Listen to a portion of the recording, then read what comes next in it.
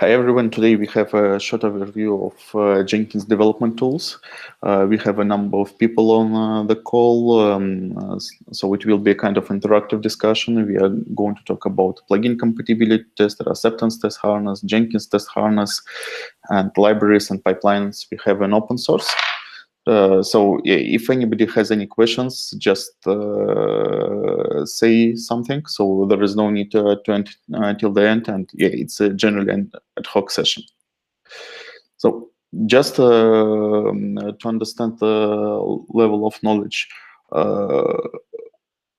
who needs a basic overview of what is Jenkins test harness and other such frameworks? It might help me. I mean, I've used all these things really, but I've never sort of seen them from a top-down level. A lot of times it's been more like I've used them, something's broken, I've gone in and fixed it. But to be honest, I can't say exactly what they're doing or what they're supposed to be doing. Okay, so a quick one would be good. Now let's okay, then let's spend maybe 15 minutes on a top-level overview of these tools, and then we will go into details.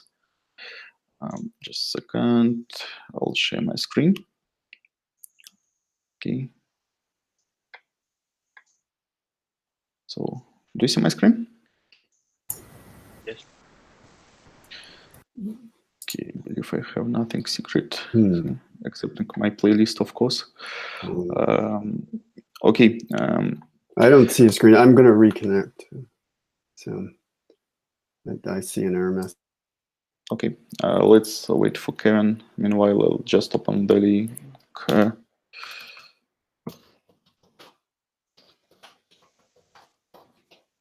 Okay. Much better.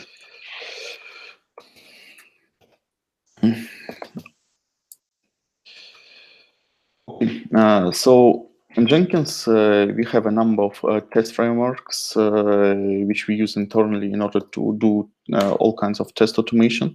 So one of the frameworks is Jenkins Test Harness, another one is Acceptance Test Harness. So these are two main frameworks. We also have some additional tools like plugin compatibility tester. So currently, Raul is a maintainer of this tool, and it actually evolves pretty fast nowadays. And yeah, of course, we have a lot of internal stuff in order to run test automation on CI Jenkins.io. So CI Jenkins.io is a CI instance the Jenkins community has. So CI. So this is CI Jenkins.io. And in order to run test automation there, we have a pipeline library, GitHub, Jenkins,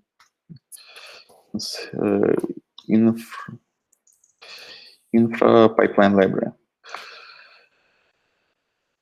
So these are main things I'm going to talk about today.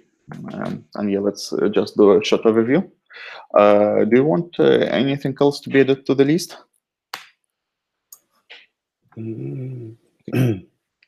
I can't think of anything. No. That's good. Okay, so let's start from here. So Jenkins Test Harness is a test framework we have. Actually, it's completely based on JUnit and JUnit rules. But yeah, in this case, when we talk about JUnit, it's not exactly about unit testing. I would say that Jenkins Test Harness is rather a functional testing framework. What it does, it offers particular rules, like, for example, Jenkins rule. So this is a rule which you can use in order to bootstrap Jenkins within your unit test, for example, in a plugin, and then do some tests with it. Let's take one plugin, for example, GitHub, Jenkins CI. Okay, I'll just take ownership plugin. Let's take Mailer plugin, for example. Hope it has tests now. So there is a Jenkins rule. Should be in test. Yeah, so there is a number of tests we have here, and these tests are pretty recent. So when you see Jenkins rule, you know that it's a JUnit 4 framework. Before that, we had JUnit 3 code based on Hudson test case, which is pretty much the same, but for all new tests, you will see something like that. So here, what you can see, there is rule, a Jenkins rule. On the test startup, it provisions Jenkins instance, in this case with Mailer plugin in the development mode. So all the changes you applied to your plugin get propagated, and it also automatically installs dependencies. So finally, you get a fully running Jenkins instance just by setting up a rule. And here there is example of a test. So you may see that the only configuration here is pre-configuring Jenkins location configuration is one of the components in Mailer plugin. So we do initial initialization, then we create project, and then what we do here. Yeah, so we build and check this project, and then verify that something was done with the email. So it's pretty trivial, and yeah, this is really a functional test. Then with Jenkins Test Harness, you can also do a lot of additional things. So the framework is really big. There are special tools, for example, for round-trip comparisons and for object comparisons. So this test, what it does, it submits configuration, and then it verifies that this configuration was actually applied. And yeah, there is a lot of such round-trip tests because they actually ensure that there is compatibility for all kinds of disk persistency, which is popular in Jenkins. So yeah, you may see that there is a lot of tests. And generally, when you develop the stuff, you just use this rule, which is, yeah, actually it's an endpoint for the most of the tests. So, if you want to have something specific, actually, there are more rules available in Jenkins Test Harness. For example, if you want to really restart Jenkins, so Jenkins Test Harness default rule doesn't allow restarting Jenkins. There is another rule called restartable Jenkins rule. It's developed in a bit different manner because you need to really restart Jenkins, so you can just interact with the Jenkins object directly, and there is some logic there. But yeah, if you need, there is a rule for that. And if you want to do integration testing, sometimes just having a Jenkins rule isn't enough because you also may need environment. And in order to do that, there are also frameworks included. But what we actually use nowadays, it's Docker fixtures. So it's possible to provision some Docker containers within your test. It's also a kind of rule. Yeah, probably you've heard about a project called test containers. So effectively, Docker fixtures is a Jenkins implementation of these test containers, but it existed long before. So there are some attempts to refactor it to use the existing project, but that's what we have now.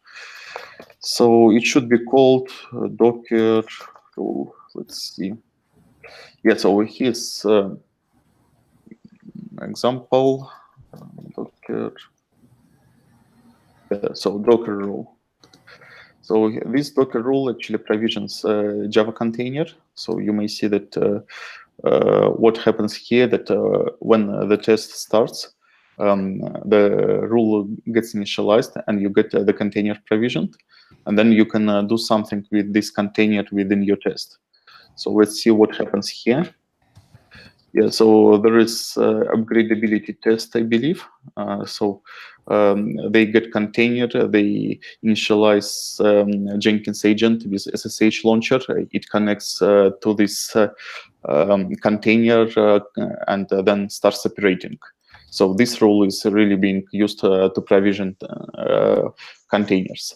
Currently, Docker fixtures doesn't support multi-container environments, so there is no Docker Compose support, there is no Kubernetes support or whatever. But even having access to single containers is something really helpful. And as with Jenkins rule, every time you start a test, you get a clean environment because this rule is not only provisioning of the instance, it's also deprovisioning of the instance. There are some pitfalls with it because even if Jenkins rule deprovisions the logic, there is no real way to clean up static variables. So it means that if your plugins or if your code base uses static caches, you may need to add additional cleanup logic in order to get it working. Or some data may be persisted between tests. It's something to keep in mind when you work with Jenkins rule. So it's not, it's still not a fully independent framework. We'll talk about acceptance test harness later, but it's really helpful for development of short tests, and actually it has a lot of optimizations, so these tests execute pretty quickly. Okay, Jenkins test harness. Any questions so far? No, maybe it's interesting that if you can talk about the local data. I think that's quite useful. Okay, local data. So local data is one of the ways to run the test with existing configuration. It's also an annotation. So let's go here. There is local data, and it's called XML file test. So what does local data does when you have Jenkins rule? If it finds a local data annotation, it goes to your resources. And if it finds a resource with proper name, it just loads this resource before the test starts. So in this test, we have whatever XML file. I believe this test has been created during last winter when there was migration to XML 1.1. So effectively, there is some code which we will try to find, but our test just asserts that Jenkins configuration contains whatever thing which is probably comes from our configuration. So let's try to find this resource. Find file, it's here. So there is a directory in resources, and we just have one small resource file which is being passed, and there is a string which we check for the test. So effectively, we ensure that this configuration is being loaded in the test. Yeah, so there is a lot of such smaller things in Jenkins test harness. If you want to find documentation for Jenkins test harness, you may have some difficulties with that because this framework evolved sporadically. So on the documentation, you can only see the changelog. We have some examples, but generally, if you want to develop something, usually you end up with going to existing plugins and core, looking for examples and copying these examples. So there is wiki page for unit test. Here you can find a lot of things like recipe, local data. So the most common things are declared there, but in many cases you still have to opt out and to just use examples. Okay, so I'll just put it here for a while. By the way, somebody has edited this page recently, so maybe there is more information nowadays. So regarding interesting topics, local data and preset data are more or less the same. Preset data is not much used, it's just configuration via class. With plugin is optional installation of additional plugin on startup. By default, Jenkins test harness starts up only with dependencies, test dependencies, and optional dependencies. So, for example, if you depend on a plugin optionally, you get it by default with Jenkins test harness. Sometimes it's not convenient, but that's how it behaves by default. Then there is without Jenkins. So this annotation allows to skip Jenkins initialization for particular test. So if you need to verify something in the class which doesn't need Jenkins runtime, you can use that. And there is also with timeout, which is just timeout for the test if you need something. So this is more or less it. If you want to, I can show more particular examples for Jenkins Test Harness later.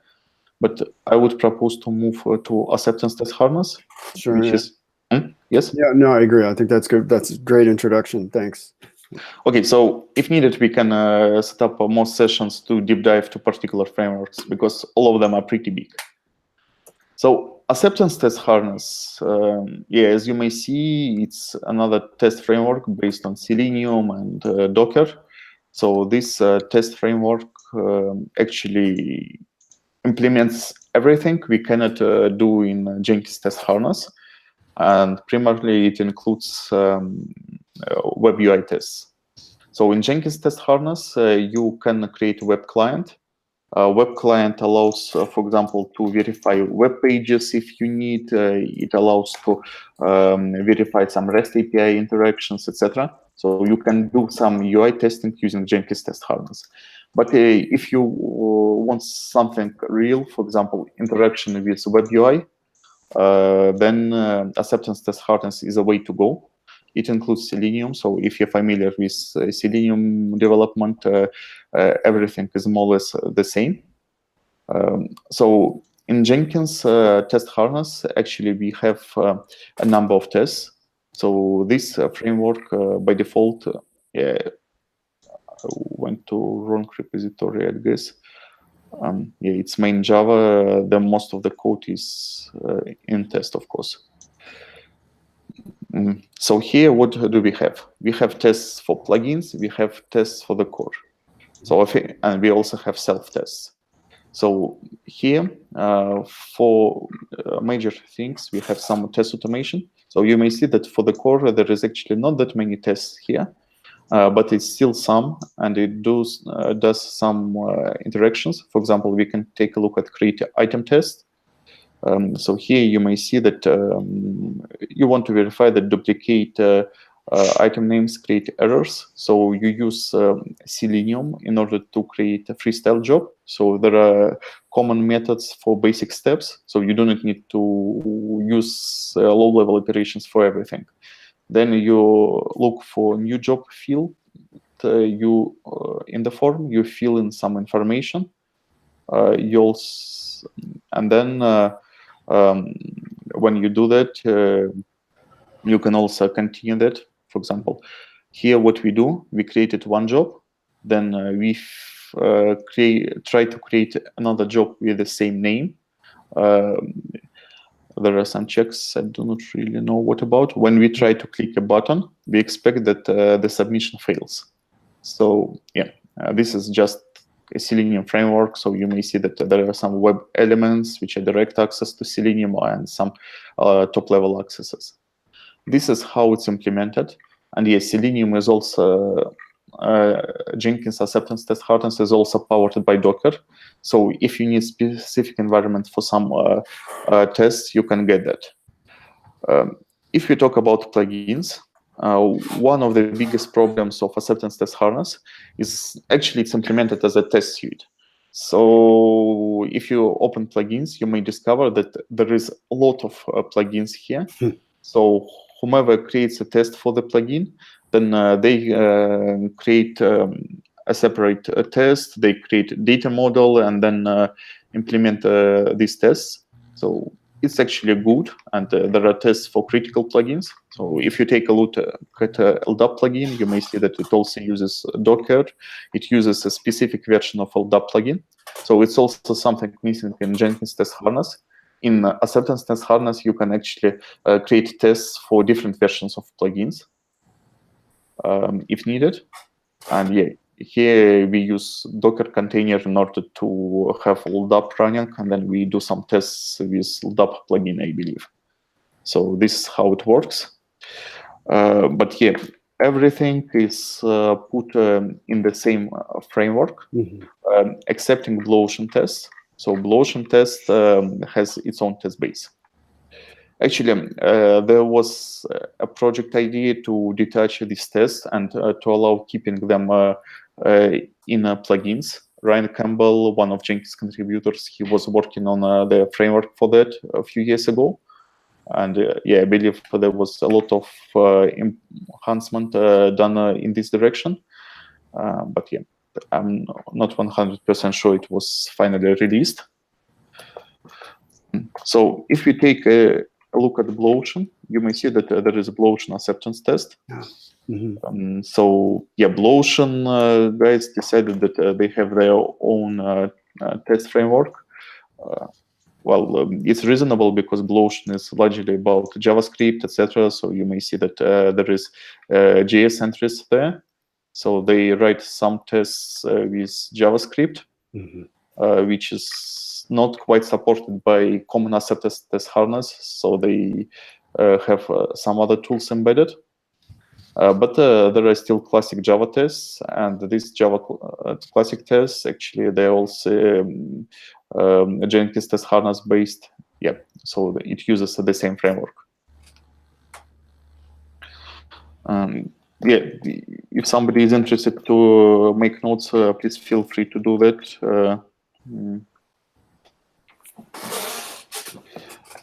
Otherwise, I'll just do it after the recording so that we can focus on the call. Okay, so acceptance test harness is good. It still offers a lot of test coverage. The problem with that the framework is really heavy. So, for example, in Jenkins pipelines, we never run a full acceptance test harness unless running before the LTS releases. And full acceptance test harness in Jenkins community is being executed by Oliver Gonza and Lucy, who are maintainers of the LTS baseline now. So they execute these tests on their environments and just report back. As far as I know, we don't have acceptance test harness on CI Jenkins IO. Daniel, maybe you could correct me if I'm wrong. At least I'm not aware about that. Or maybe we do actually. There is a test for acceptance test harness itself, but it doesn't. It only runs self-tests. For Jenkins, maybe no. Okay, so with acceptance test harness, probably I should briefly switch to pipelines before we go to plugin compatibility tester, because yeah, if we talk about acceptance test harness, we may want to understand how it's being used, and there are actually multiple ways to do that. One of the ways is to just run it as is. So then there is some packaging for Docker containers. So if you want to run it locally, now there is opportunity to do it in Docker as well.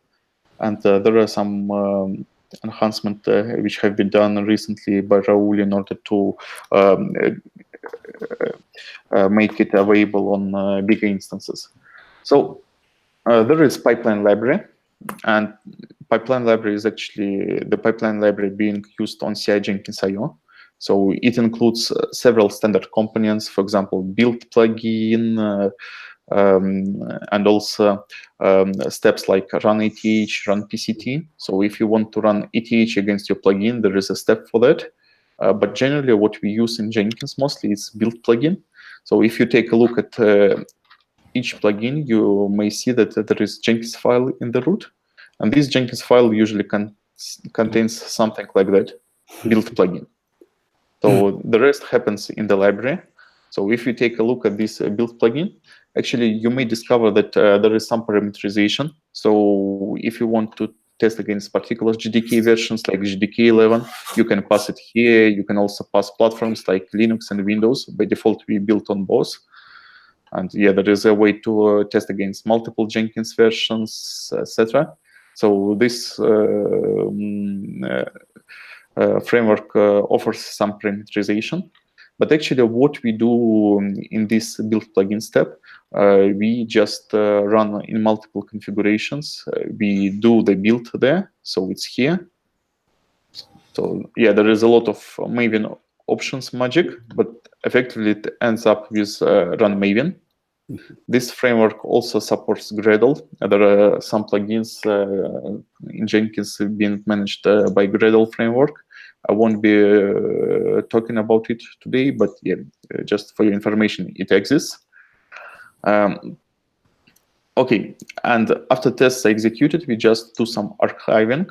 So, for example, Maven is being published, Findbox is being published. If checkstyle is enabled, it's also being published. And we also published artifacts. So for each plugin build, we publish HPI files, GPAs, Java doc, etc. So for each build, this information is produced. So if you take a look at this SSH slaves plugin, there is a green tick. So let's go there. So this is an execution of this build plugin. So you may see it has been executed on Linux and Windows. Sorry for the Russian web interface, because CI Jenkins.io still doesn't install local plugin. Just a second, I'll open it in Chrome. But if you have questions, just please ask them, because I do not see the chat. Okay, so now it's in English. Here you may see tests, you may see artifacts published, and there is pipeline. So there are multiple stages, but pipeline doesn't display nested stages here. So we are fine. If you need more details, you still go to the classic web interface. Usually you have to do that when something fails. But there is information for that. And actually, we have pretty much the same for Jenkins core. I will return to that. So let's go back a bit to the pipeline library. We also have one step which I haven't discussed before, is publish incrementals. So this spring we introduced the incrementals support. It's a kind of continuous delivery engine for plugins. So some plugins like Artifact Manager for S3, they support incrementals. So on each release, we automatically publish the build. Okay, Artifact Manager S3. So let's take a look. So there is last pull request from JC, and we may see that there is an incrementals deployment. So we can go here and just download the version. It's in Maven, and you can do the same actually for pull requests. And there are tools like Docker, Packager, etc. Which already support these versions. So you can work with these versions directly in a continuous delivery mode if you want. So it's integrated into a build plugin. What else? Yes? I've got one question, Oleg. In your plugin, do you need to specify some dependency, or is it gathered by the parent POM to be able to use this library? You mean incrementals or pipeline library? No, the pipeline library. Pipeline library works for any plugin which inherits from recent plugin POM versions. So there is plugin POM. It's a kind of universal plugin definition for Jenkins plugins, and it includes components like Findbox, checkstyle, etc. So common definitions come from here. And if you extend it, you get publishing. Okay. Is that what you were asking? Yeah, that's it. So this build plugin is fine. There is ongoing, not that ongoing, but I hope to eventually get it over the fence. Also build Jenkins components, because we don't have a standard framework for building libraries like remoting, stepler, or whatever in Jenkins right now. It's still a work in progress, but I hope I will get it over the fence, because we really need it for Java 11 work. So it's here. What else do we have in this library? So run ETH, run PCT, so it's pretty much the same. So history of these components, last spring we were working together with Raul on some automation for Jenkins Evergreen, which was called Jenkins Essentials at this point. And there is Essentials Test GUI. So it's a kind of framework which allows doing end-to-end integration testing for continuous delivery, and it includes running ETH and PCT within this framework. So it's managed by YAML files. It's been used for several plugins nowadays, as far as I know.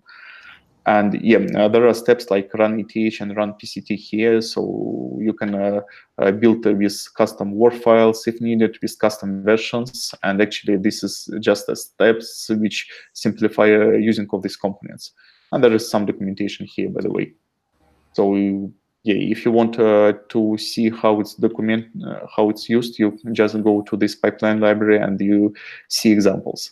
So here, for example, invocation of ETH, the configuration is passed in YAML, and you can say which revision of acceptance test harness to use, which Jenkins version you want to use, how you approach that, with which browsers do test, which tests and categories you want to execute.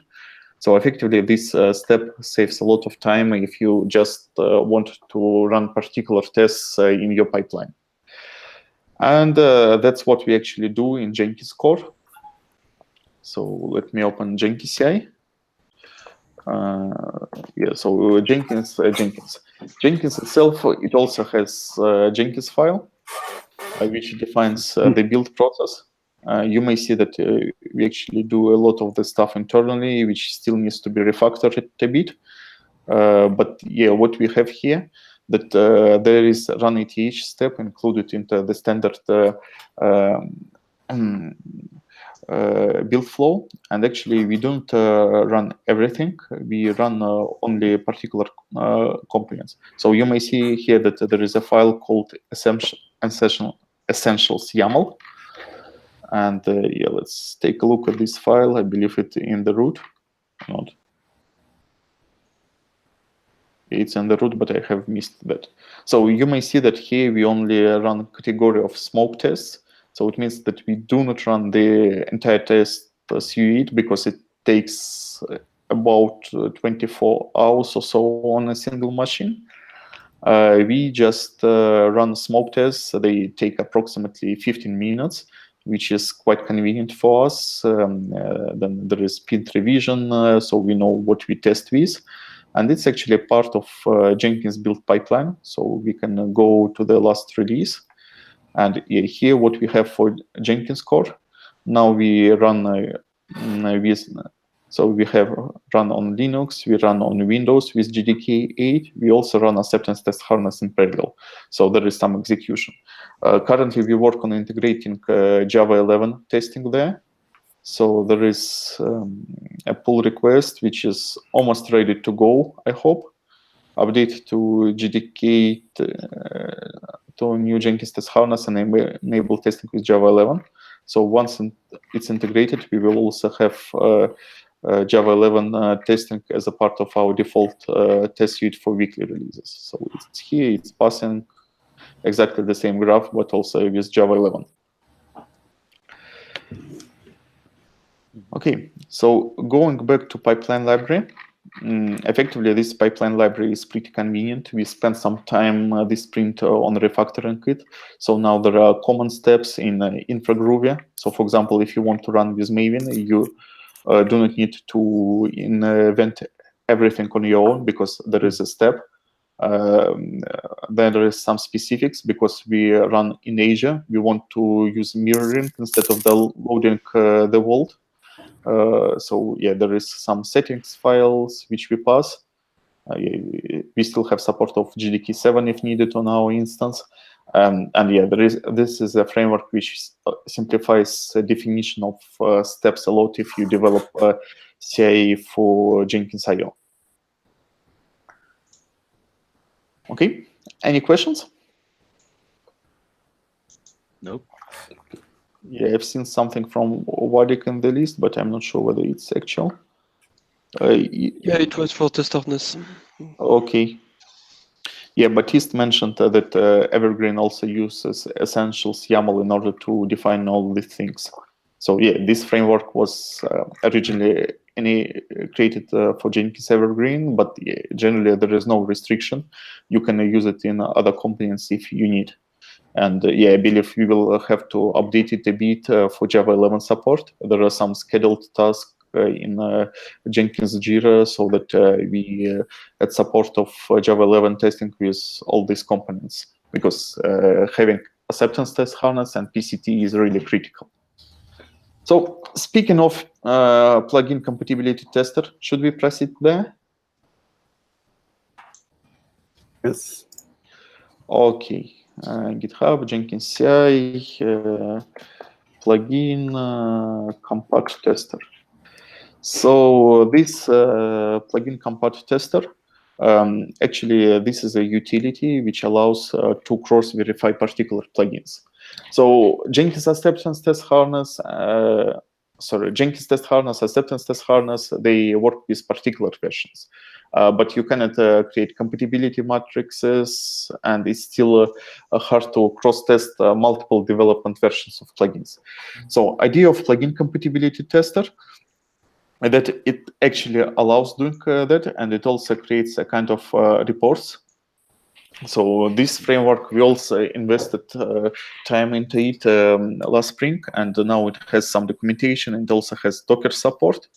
So if I have good internet, probably I could just launch that. Let's see. Oh.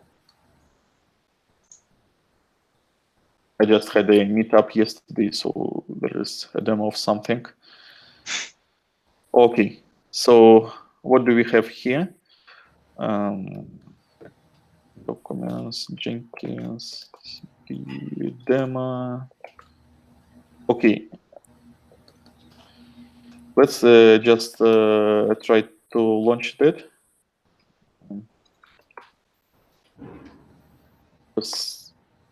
Okay, it's a good start. So unless I run out of disk space, maybe we should get it running soon. Meanwhile, I'll show you what it does. So this is a framework which can be used in Docker mode or not in Docker mode. It includes CLI interface.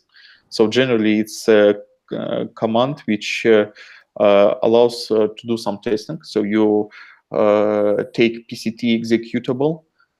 You say which plugins you want to include into testing. You say what to test. So by default, it runs with Jenkins what versions defined for plugins. But you can also specify custom Word file if you want. And it supports Word files produced by custom Word packager if you need some self-configuration. And yeah, then what it does when sorry? Yeah, just heard some noise.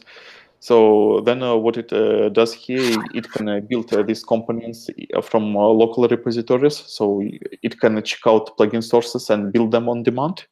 And finally, it just produces a report. It may be either XML, but when you specify XML here, actually it also produces HTML. And yeah, this is something useful. And we invested into PCT for a while because last year we were working on JEP 200. It's class deserialization thing. And we needed to test a lot of plugins. So we used PCT in order to run this test and to build compatibility matrices. I'm not sure I still have reports for that. Maybe I do. So yeah, as you may see, it's still doing something. If I'm lucky, let's just take a look at my directory. I'm usually not that good at cleaning up old stuff.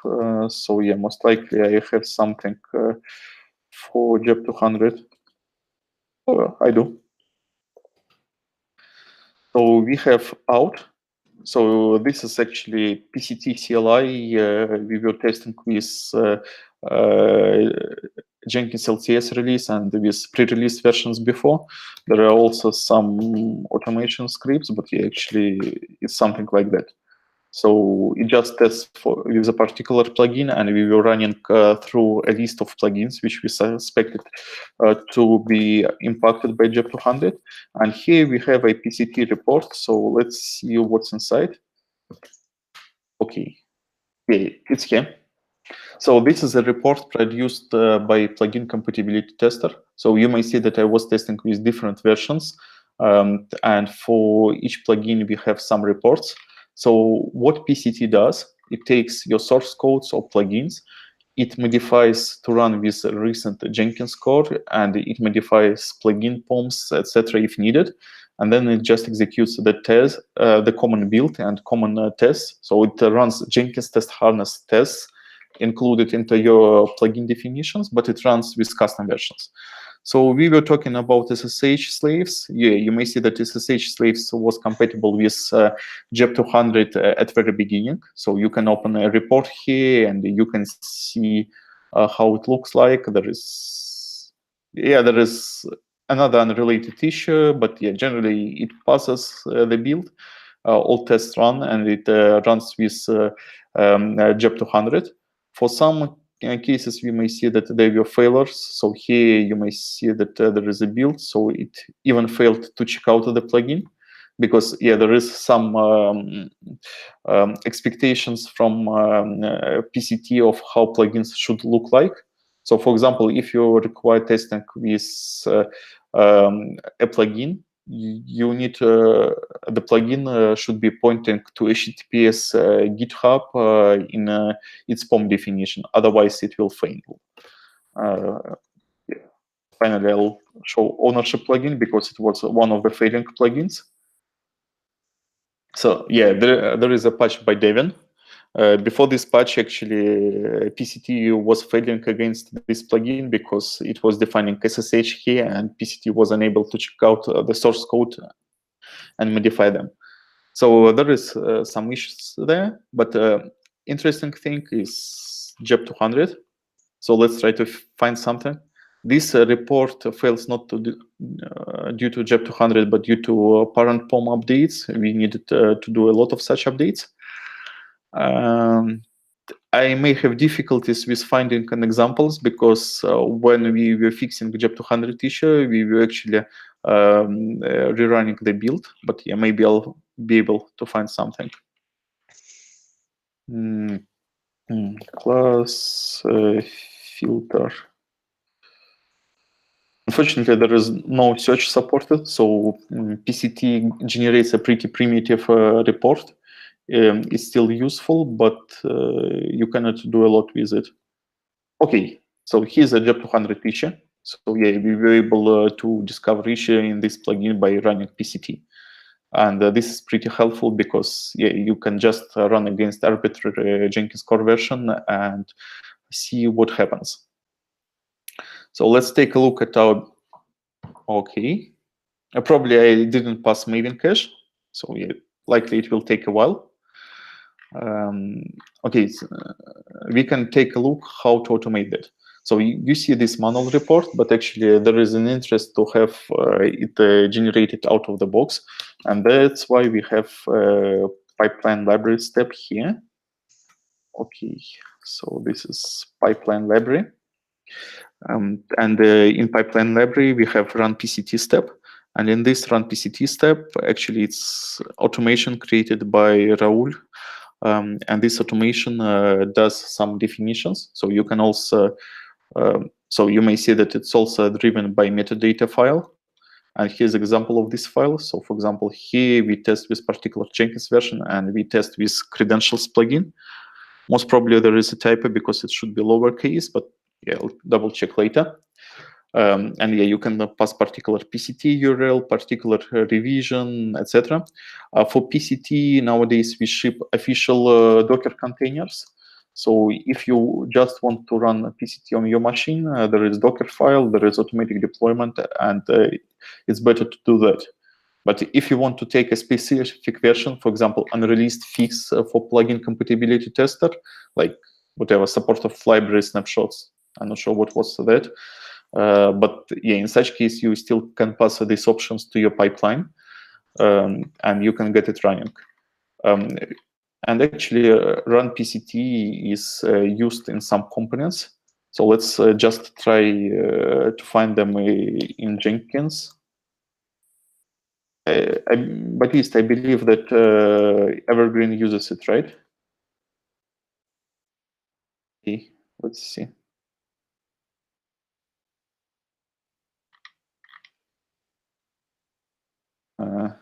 Yes, I know.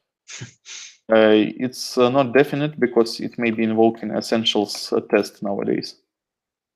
Okay, maybe no. Okay, let's try to find another example. Okay. Yeah, so you may see that Git plugin does it now. So it's one of the plugins which was updated to Essentials test flow. And here we run PCT. There is also metadata file. So there is Essentials YAML. And here we may see that actually in PCT, we just run a Git plugin itself. So we run a PCT only for Git plugin here. But if we take a look at the code base, why do we do it at all? So yeah, you may see that it also gets essential sources from other places. So maybe it actually does more than just Git plugins. Oh yeah, there is local plugins PCT. So likely there is some logic behind that for generating a bigger list of plugins. So what we can do, we can just go to our pipeline and see what's going on there. Okay.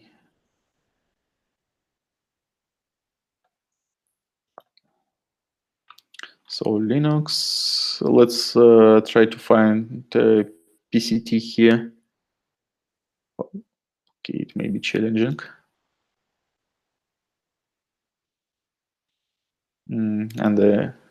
Okay. So probably I'll need to review this repository, but yeah, generally there should be PCT running somewhere here in this list, or not.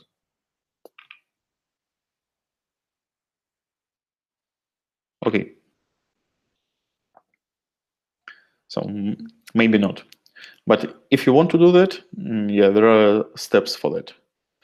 So when we talk about Java 11 compatibility, we need to think about both acceptance test harness and plugin compatibility tester, because they allow us to significantly increase test coverage, especially for plugin compatibility.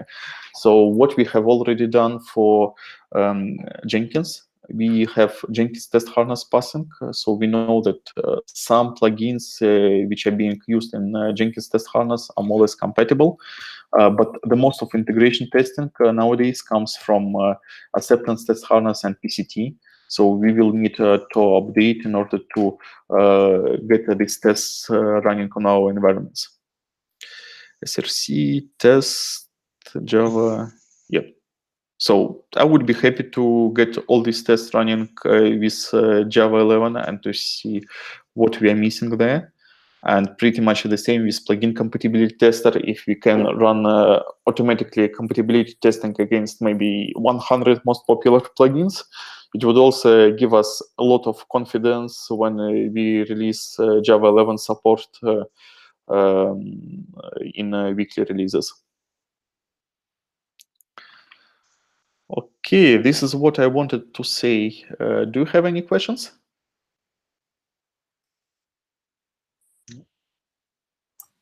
I had one question about ATH in general. I mean, first, I think it's been great and it helps me a lot. One thing I've seen is there seems to be some flakiness with the ATH. So I'm wondering, especially when we want to see if Java 11 is working correctly, how consistent ATH runs have been, and how long does it take to do a full ATH build?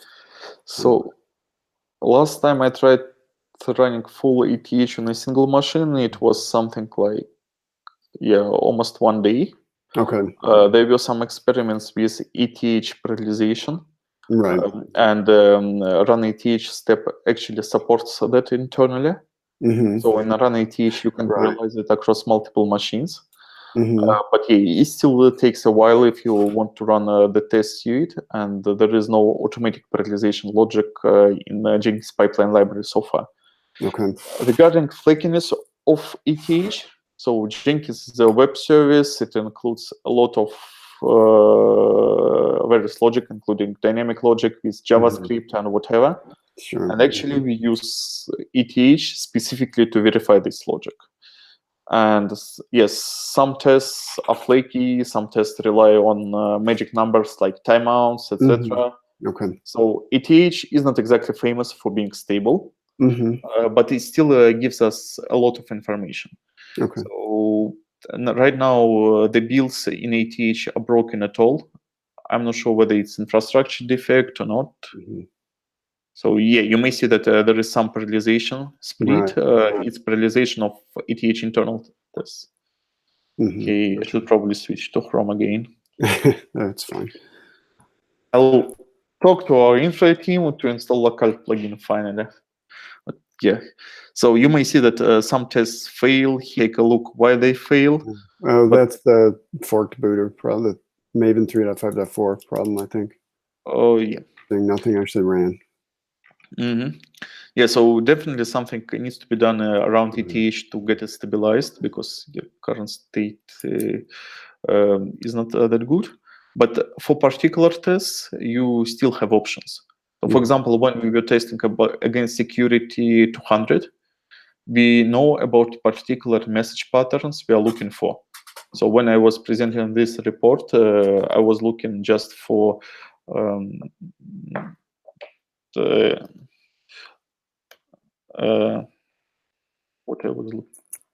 for class filter. So when we were developing Job 200, we had two types of messages, and all of them redirect to this support link.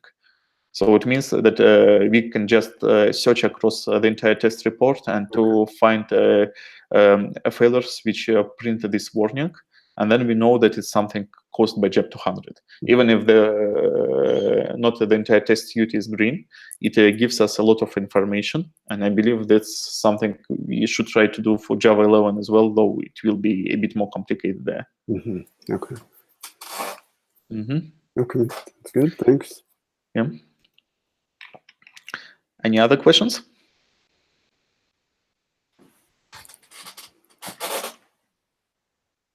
No, not from me. Okay, I hope this overview was helpful. There is, of course, more details about what is included into these frameworks. We also have a number of internal libraries. We have a number of internal experiments like find bugs detectors or whatever. So Jenkins has a lot more test tools than I presented today, but at least these ones are the main ones within the Jenkins project. And yeah, it's something to start from. And particular companies like Evergreen, they have their own test suites, so maybe we could have a separate KT about that at some point. And yeah, for script testing, there are separate frameworks like SH unit, bots, and some repositories. So there is much more than Java being used in Jenkins nowadays. But for Jenkins, it's the main source. No need to copy paste that. I will still add some details and then post it somewhere. Oh, okay. Yep. So yeah, there will be a wiki page, I believe. Sure. Okay. Okay. If there is no other questions, I will probably stop the broadcast and we can sync up a bit more if you want. Okay. No, that's great. Thanks a lot. I really appreciate it. Yeah, thanks to everybody who was watching that. I'm stopping the broadcast.